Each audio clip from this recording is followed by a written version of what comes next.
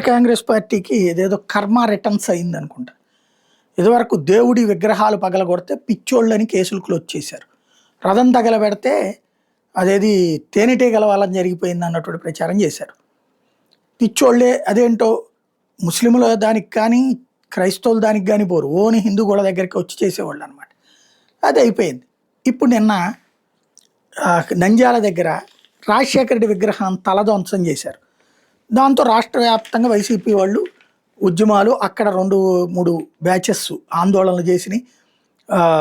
అక్కడ చివరికి తేలింది ఏంటి అంటే వైఎస్ఆర్ విగ్రహాన్ని రాయితో ధ్వంసం చేసి జంబులయ్య అనే అతను ఇంతకుముందు వైసీపీ 98 నుంచి ఉన్నాడు, ఇది 2018 నుంచి ఉన్నాడట.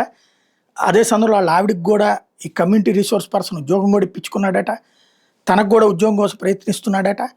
ఇప్పుడు అతని మతి స్థిమితం లేదు మా ఆయనకి సరిగ్గా, నిన్న కూడా ఇంటికి రాలేదు అని వాళ్ళ ఆవిడ చెప్తుంది. అంటే మతి స్థిమితం లేని కాన్సెప్ట్తో అతనే రాజశేఖర విగ్రహం తలధ్వంసం చేశాడు. అతనే ధ్వంసం చేశాడని సీసీటీవీ ఫుటేజ్ ఉంది.